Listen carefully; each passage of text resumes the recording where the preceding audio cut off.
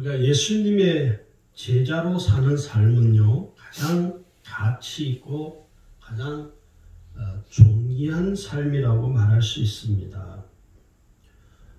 어떤 사람은 신앙생활을 힘겹게 하는 사람도 있죠. 형편과 처지가 어떤 신앙을 내가 신앙생활을 마음껏 할 수 있도록 따라주지 못함으로 인해서 참 힘이 들죠. 그러나 또 어떤 사람은 신앙생활을 마음껏 하는 일도 있습니다. 저도 처음 예수를 믿었을 때 저희 집에 아무도 예수를 믿는 이가 없었습니다. 그래서 늘 갈등이, 누구하고 갈등이 있었냐면 저희 아버지하고 늘 갈등이 있었어요. 어떤 날은 말다툼하기도 하고, 이유는 하나죠. 왜 교회 다니느냐, 왜 안 하던 짓을 하느냐, 뭐 그런 아주 유치한 이야기들이죠. 또 저희 아버지가 늘 저에게 시비 걸기를 교회 가면 밥이 나오냐 떡이 나오냐 하는 것도 여러 가지로 해서 이 교회 다니는 것 때문에, 예수 믿는 것 때문에 서로 이 관계가 원만하지 못했습니다. 겨우겨우 신앙생활을 하는 것이죠. 그런데 그럼에도 불구하고 겨우겨우 신앙생활을 하는 중에서도 알 수 없는 예수 안 믿는 분들이 도저히 이해할 수 없는 그 은혜가 있는 것이죠. 기쁨이 있고. 얼마 전에 제가 아주 귀한 간증 하나를 이렇게 아주 한 1시간 반 동안 집중해서 참 오래간만에 처음으로 간증하는 사람들 간증을 이렇게 새롭게 하셔서 이렇게 보면 1시간 이상 이렇게 집중해서 간증을 듣기가 참 쉽지 않거든요. 그런데 사람이 간증하는 것을 1시간 반 동안 제가 집중해서 그 간증을 아주 은혜롭게 잘 들어봤습니다. 이게 누구냐면 엄정화 씨죠. 가수이자 영화 배우인 엄정화 씨인데, 그분이 그 가수가 원래 예수를 안 믿는 사람이었어요. 그래서 뭐 주변에서 뭐 누가 교회에 대해서 이야기도 하고 하나님에 대해서도 뭐 수도 없이 이야기했겠죠. 근데 이 엄정화 씨가 자기 집에서 남산까지 늘 이렇게 산책을 했대요. 집에 나와서 강아지를, 애견 반려견을 데리고 함께 남산을 올라가는 어느 날 갑자기 자기도 모르게 자기 마음속에서 하나님이라는 단어가 튀어나오기 시작했대요. 자기도 놀라고. 그러면서 하나님이 누구지? 그러면서 계속 남산을 오르락내리락 하는 그 시간이 점점 길어지면서 그가 그렇게 궁금증이 생겼대요. 하나님 누구세요? 그래서 그 남산을 올라가면서 계속 자기가 이야기를 했대요. 하나님 계십니까? 하나님은 누구세요? 저는 하나님을 잘 모릅니다. 그러면서 이분이 하나님에 대한 궁금증으로 시작이 된 거예요. 간증이 길기 때문에 그 일들을 통해서 이분이 하나님을 믿고 영접하고 지금은 아주 신실한 크리스찬이 됐어요. 나중에 이번 기회에 한번 제가 꼭 그 간증을 유튜브에 들어가시면 새롭게 하소서 엄정화 이렇게 치면 나옵니다. 한 1시간 반 정도 되는 그 시간인데 참 은혜롭다. 그가 하나님을 만나는 이 체험, 이 신앙 체험이 제가 처음 예수를 만났을 때 저도 이렇게 신앙 체험했던 부분하고 비슷한 면이 한 몇 가지가 좀 있더라고요. 그래서 제가 아마 집중해서 잘 그 간증을 1시간 반 동안 보았던 것 같아요. 우리가 이 예수를 처음 믿을 때는 참 많은 부분들이 어설프죠. 예수를 오래 믿은 사람이 볼 때는 참 되게 저렇게 참 신기하다 할 정도로 참 어설퍼 보이죠. 그러나 시간이 점점 가면서 또 말씀을 통해서 신앙의 어떤 훈련을 받고 그러면서요, 예수님의 제자로 사는 것에 대해서 눈이 뜨여지게 됩니다. 교회에서 말하는 제자 훈련 그 이야기가 제가 지금 하는 게 아니고요, 정말 성경이 우리에게 제시하고 예수님이 우리에게 늘 말씀하시는 그리스도의 제자로 사는 것에 대해서 우리가 마음이 열려지게 되고 눈이 뜨여지게 됩니다. 영적인 눈이 뜨여지는 것이죠. 자, 그러면 과연 성경이 오늘 우리에게 말씀하고 있는 예수 그리스도의 제자는 어떤 사람인가 하는 것입니다. 여러분, 제자는요, 스승의 가르침을 따르는 자입니다. 스승이 가르치는 것, 스승의 가르침을 잘 따라가는 것이 제자이죠. 그래서 예수님께서 오늘 제자들에게 가르쳐 주신 그 말씀을 잘 따라 사는 것이 제자의 본분이죠. 오늘 저와 여러분도 예수 그리스도의 제자들입니다. 이 말에 동의하시나요? 아유, 목사님, 저는 아직 제자까지는 아니고, 그렇다 할지라도 그분도 예수님의 제자라는 것을 아셔야 됩니다. 본인이 아직 거기에 대해서 이 제자에 대한 눈이 아직 열려지지 않았을 뿐이죠. 성경을 우리에게 말씀하는 이 제자는 어떤 사람이냐면, 첫 번째, 예수님으로부터 부르심을 받은 자입니다. 제자는 예수님으로부터 부르심을 받은 자예요.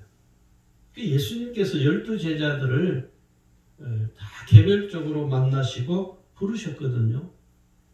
그 12제자 중에 저는 예수님의 제자가 되고 싶습니다. 예수님, 당신이 저를 좀 가르쳐 주세요. 저를 받아주세요. 그런 제자는 없습니다. 다 예수님이 부르신 것이죠. 마가복음 1장에도 기록하기를 17절에 보면 예수께서 가라사대 나를 따라 오너라. 내가 너희로 사람을 낳는 어부가 되게 하리라. 사람을 낳는 어부라는 것이 제자를 이야기하는 거거든요. 내가 너희로 하여금 제자 되게 할 것이다. 너희가 나의 제자가 되게 할 것이다 라고 그래서 예수님이 부르신 것입니다. 오늘 저와 여러분이 예수님께서 부르셔서 지금 구원의 은혜를 알게 된 것입니다. 그 엄정아 씨가 그러는 거예요. 하나님이 자기를 불렀다. 오늘 저와 여러분 모두를 하나님이 부르신 것입니다. 할렐루야. 부르신 거예요. 부르신 거예요. 그래서 우리가 예수님의 제자가 되는 첫 번째 이유가 되는 거예요. 예수님이 나를 부르셨기 때문에 나는 예수님의 제자가 되는 것입니다. 두 번째는요, 제자는 어떤 사람이냐면 자기 십자가를 짊어지고 예수님을 따르는 자입니다. 자기 십자가를 짊어지는 모든 그리스도인들에게는요, 자기 자신이 짊어져야 할 십자가가 있습니다. 그럼 자기 십자가를 짊어진다는 게 무슨 의미냐면 자기 자신을 내세우지 않고 자기 자신을 자랑하지 않고 자기를 드러내지 않는 거예요. 그게 나의 십자가예요. 나를 통해서 누가 드러나느냐면 나의 스승이신 예수님이 드러나는 거예요. 나의 주님이신 예수님이 드러나는 삶, 이게 내가 짊어져야 할 십자가입니다. 그래서 십자가는 무겁고 어려운 게 아니에요. 사람들이 여러분 십자가를 짊어져야 된다 그러면은 마치 자기가 모든 것을 다 책임을 져야 되는 그 이야기가 아닙니다. 오늘 우리가 자기 십자가를 짊어져야 되는 것은 뭐냐? 나를 통해서 내가 드러나는 것이 아니라 예수님이 드러나는 삶을 사는 것. 이게 예수님을 따르는 제자들의 본분이라는 것입니다. 마태복음 16장 24절에 예수님 말씀하기를 아무든지 나를 따라오려거든 뭐라고 합니까? 자기를 부인하고 이렇게 말씀해요. 자기 십자가를 지고 나를 쫓을 것이나 자기를 부인하라는 거예요. 네. 그러니까 오늘 우리가 예수님의 제자가 된다는 것은요, 나를 드러내는 것이 아니라 나를 통해서 예수님이 드러나는 것이에요. 나를 통해서 예수님이 사는 것이에요. 나를 통해서 예수님이 세상에 공개되어지는 것입니다. 제가 제일 존경하는, 제가 신학교 다닐 때 참 은혜 받은 목사님이 있어요. 디트리 보네프라고 독일 신학자이며 목회자이며 순교자인데요. 이분이 이런 이야기 했습니다. 그리스도께서 사람을 부르실 때에는 그로 하여금 와서 죽으라고 명령하시는 것이다. 예수님이 오늘 우리를 부를 때에는 우리가 와서 예수님께 와서 우리를 죽으라고 명령하는 거예요. 그러니까 예수님의 제자로 사는 사람은요, 내게 주어진 십자가는 뭐냐? 내가 죽는 거예요. 나는 죽었기 때문에 나는 전혀 드러날 수가 없죠. 오직 내 안에 계신 예수 그리스도만 존귀하게 드러나는 것이, 이게 제자가 해야 할 삶이라는 것입니다. 세 번째는요, 제자는 예수님의 말씀에 순종하는 사람입니다. 제자는 예수님이 무슨 말씀을 하시는지 즉각 순종함으로 따르는 것이죠. 예수님이 말씀하셨는데 망설이거나 주저하거나 뒤로 물러서거나 그러면 제자가 아니다. 그런 맥락에서 보면 베드로는요, 참 열정이 대단한 사람임은 분명합니다. 그러니까 오늘 우리가 순종하지 못하는 이유가 뭐냐면 제자가 아니라고 생각하기 때문에 순종을 안 하는 거예요. 내가 예수님의 제자라고 내가 믿어지고 내가 예수님의 제자인 것을 깨달으면요, 주님이 내게 말씀하실 때 무슨 말씀을 하시든지 나는 즉각 순종함으로 반응하는 것이죠. 네 번째는요, 제자는 어떤 사람이냐? 복음을 위하여 사는 사람입니다. 이 복음을 위하여 살 수 있는 사람은 어떤 사람이냐면 복음의 은혜와 능력을 경험한 사람이 복음을 위하여 살 수 있습니다. 그래서 예수님의 제자가 가장 먼저 기본적인 바탕이 되는 게 뭐냐면 복음의 은혜와 능력을 경험한 사실이 있는 사람이에요. 이 복음의 은혜와 능력을 경험한 사실이 없는 사람은요, 예수님의 제자가 될 수가 없습니다. 참 중요합니다. 예수님이 부활하시고 제자들에게 나타나시고 이제 하늘로 승천하시면서 그 제자들과 성도들에게 뭐라고 하시냐면 예루살렘을 떠나지 말고 기다리라. 너희가 성령을 받으리라. 그렇게 말씀하셨어요. 또 예수님이 승천하셨죠. 예수님이 승천하시고 난 이후에 그들은 모여서 무엇을 했냐면 기도하기 시작한 것이죠. 예수님 말씀하신 대로 기다린 것이죠. 기도하며 기다릴 때 성령이 그들에게 임하면서 그들이 눈이 열려집니다. 뭐가 열리냐? 복음의 은혜와 능력을 경험을 하게 되죠. 성령을 통해서. 그래서 그들의 삶이 그 이후부터 완전히 정말 예수님의 제자답게 사는 것이죠. 그전에는 베드로처럼 예수님을 3번 부인하고, 예수님을 배반하고, 예수님 모른다고 다 도망갔던 그 제자들이요, 복음의 은혜와 능력을 경험한 난 이후에 어떻게 됩니까? 똘똘 뭉치죠. 교회 성도들이, 초대교회가 더 강력해지는 것이죠. 왜요? 그 교회 안에 예수님의 제자들이 더 많아지는 거예요. 오늘 우리 한국교회가 대한민국 사회에서 빛과 소금의 역할을 잃어버린 원인이 뭐냐? 제자가 없기 때문에 그렇다고 저는 봅니다.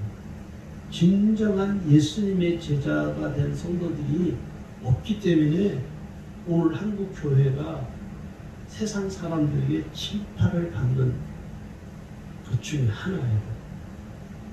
사도행전에 보면 초대교회 성도들은요, 어떻게 했습니까? 세상 사람들에게 칭찬받았다고. 네. 세상 사람들이 교회를 보고 성도들을 보면서 예수를 안 믿는 그들도 칭찬했다는 거예요. 세상에 선한 영향을 끼치는 초대교회 안에 누가 많았냐? 진짜 예수님의 제자들로 가득 차니까 세상 사람들이 교회를 칭찬했다는 거예요. 우리는 교회가 새로워지기 위해서 별 운동을 다 하잖아요. 무슨 운동, 무슨 기도 운동, 무슨 프로젝트, 너무 이게 어떤 성경적인 어떤 내용을 가지고 하기보다는 이 사람들에게 보여주기 위한, 보여주는 행사가 우리 교회 기독교 안에 언제부터니까 너무 많은 거예요. 제가 감사 같아서 보니까 그런 것 같아요. 저는 그걸 보면서 너무너무 안타까워. 우리 한국 기독교는, 대한민국이 계신 교는 사람들한테 보여주는 행사가 너무 많아요. 정말 예수님의 제자다운 사람이 없다 하는 것을 사실 반증하기도 하죠. 우리가 예수님의 제자가 되려면요, 사실은 좀 훈련이 필요합니다. 어디에 가서 무슨 하는 그런 훈련을 제가 지금 말하는 것이 아니라, 우리의 신앙생활 자체가 이런 훈련들이 좀 필요한 것 같아요. 여러분 다 아시는 거예요, 사실은. 첫 번째 훈련이 뭐가 필요하냐? 말씀 훈련이 필요하죠. 이 예수님의 제자들은요, 예수님으로부터 말씀을 수도 없이 듣잖아요. 우리가 이 사복음서를 보면 예수님이 제자들을 데리고 다니면서 말씀을 수도 전합니다. 들에서도 전하고, 산에서도 전하고, 강가에서도 전하고, 집 안에서도 전하고. 수도 없이 예수님의 말씀을 제자들이 듣지만, 그 예수님의 말씀을 듣고 제자들이 말씀의 입각에서, 말씀하신 그 말씀의 근거에서 삶을 살아가지 못하는 단계에 사실 놓여 있었습니다. 그럼에도 불구하고 계속 예수님께서 그 제자들에게 말씀을 계속 가르치는 거예요. 그래서 우리 기독교 신앙이 가장 중요한 게 뭐냐? 말씀의 가르침을 받는 것, 말씀을 배우는 것이 그렇게 중요한 거예요. 그러니까 말씀을 배우고 말씀을 따르려면 뭐가 가장 기본이 뭐냐면 성경을 읽는 것입니다. 성경을 읽는 거예요. 네. 성경을 읽는 것이죠. 두 번째는요, 기도 훈련을 받아야 되는 것이죠. 나의 기도가 강력한 기도가 되려면 기도밖에 없습니다. 우리 김여화 성도 2월 18일을 중국 가면 하루 종일 기도만 해보셔. 웃을 일이 아니에요. 정말 한번 해봐요. 여기서는 혼자 있으니까 그냥 별 생각 다 나고 그냥 두렵기도 하고, 중국 가면 가족들하고 갈 수 있으니까 하루 종일 기도만 해봐요. 교회 가서. 집에서 하지 말고 교회 가서 기도만 해보세요. 우리 고향이 교회 지금 안 모인데 다 핸드폰을 하는데. 그러니까 그거는 이제 교회 가서 기도할 수는 있지. 안 모여도 기도를 훈련을 한번 해보세요. 그러면 전혀 경험하지 못했던 놀라운 능력, 은혜를 하나님께서 경험하게 해주십니다. 그 다음에 세 번째는 성품 훈련이 반드시 필요합니다. 지난 주일에도 제가 말씀드렸지만 오늘 우리 예수 믿는 사람들이 성품이 변화되지 못하는, 그러니까 신앙은 거듭난 것 같은데 거듭난 이 성화의 삶이 안 되는, 우리 감리교회는요, 웨슬리 목사님이 가장 중요하게 다루는 게 뭐냐면 성화입니다. 성화의 삶이 되지 않으면요, 제자로서의 삶을 살아갈 수 없어요. 근데 이 성화의 삶은 성품이거든요. 성품. 예수 믿었는데 여전히 예수 안 믿을 때나 성격이 똑같으면요, 그 사람은 성화가 안 되는, 성화의 삶을 살지 못하는 것이거든요.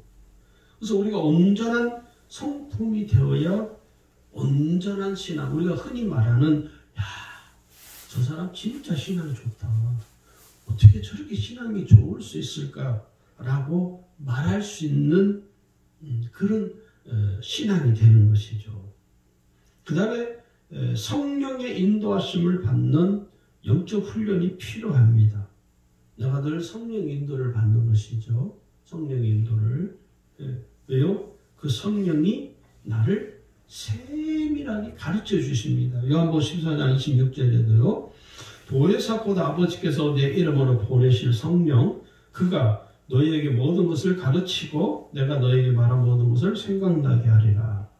모든 것을 가르쳐 준다는 거예요.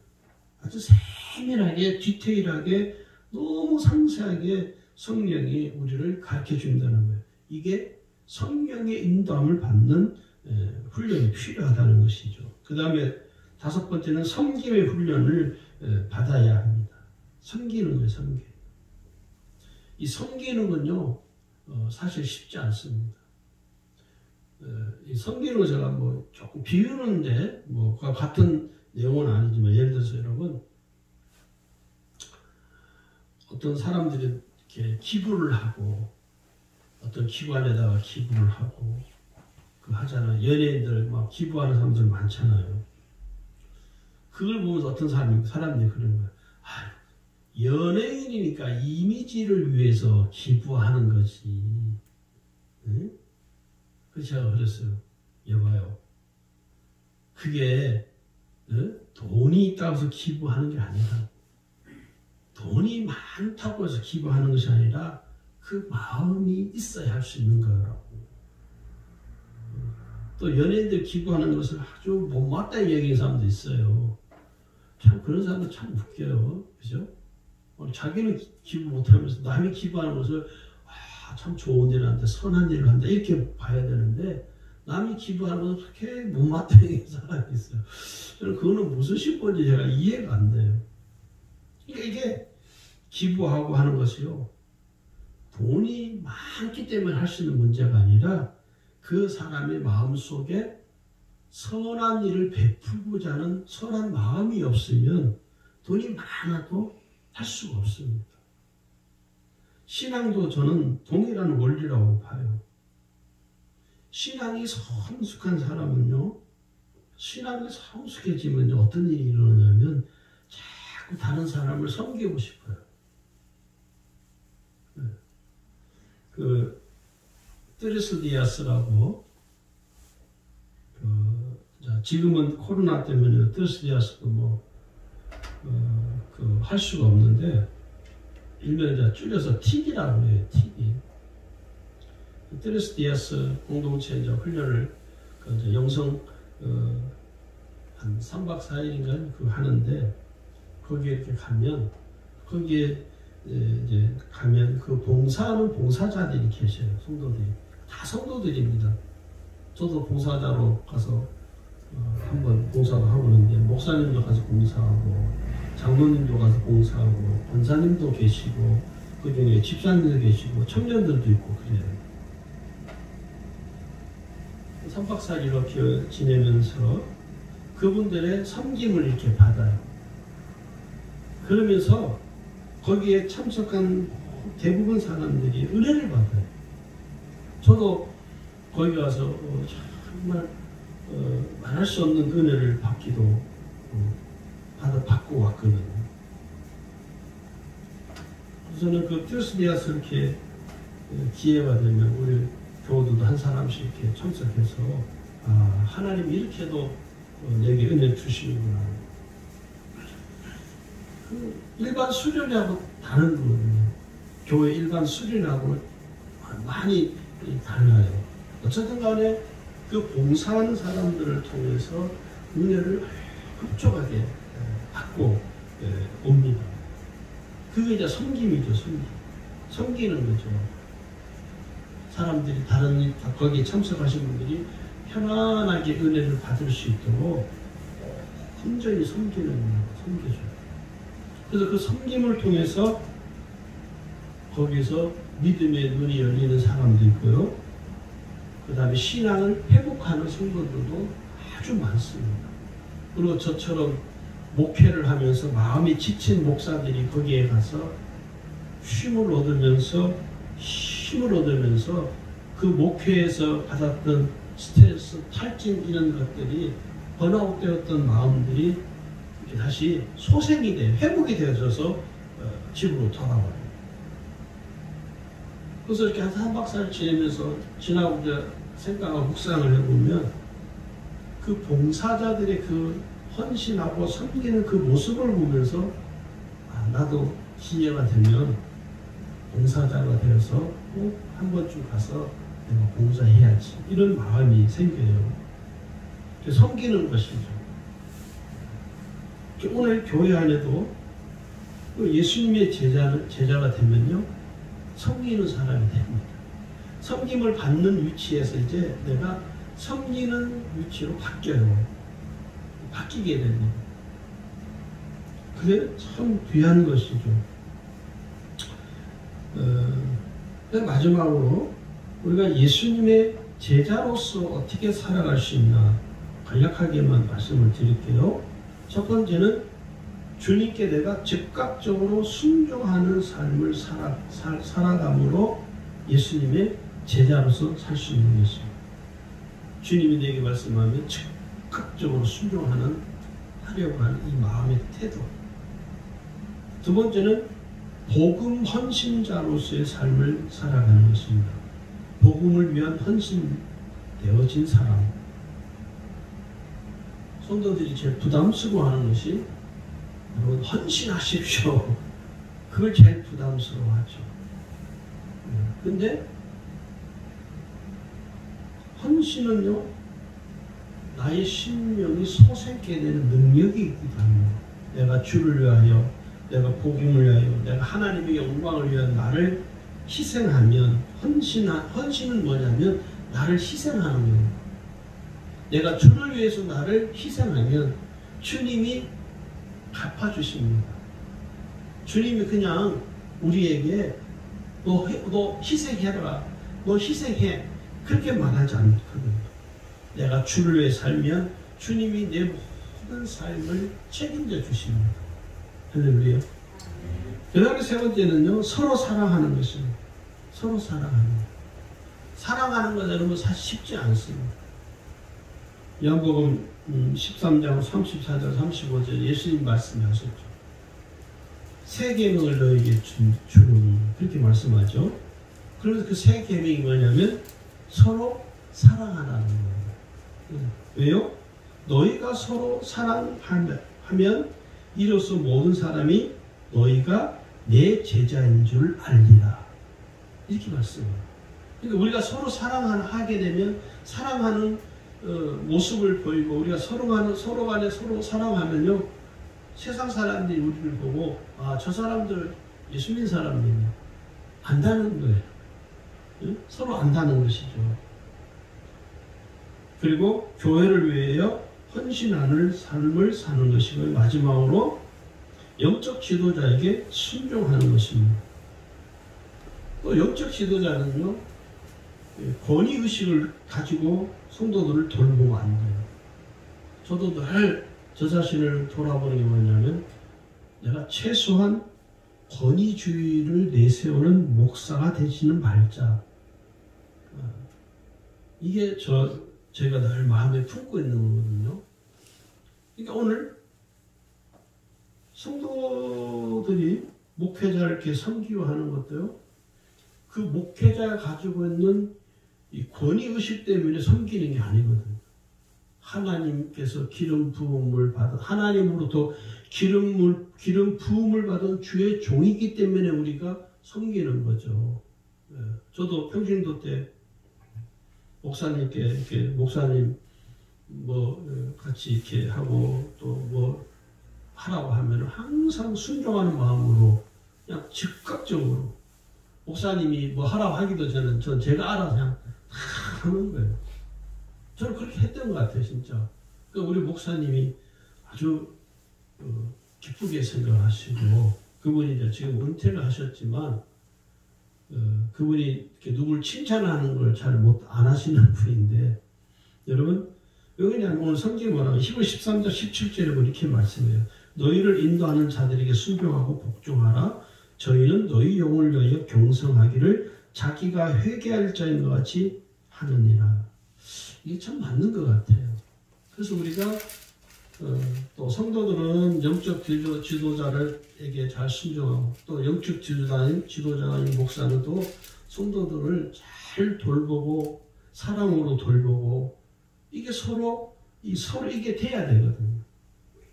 성도와 목회자 간에 서로 사랑으로 돌아보고 서로를 섬겨주는 이 은혜가 있으면요.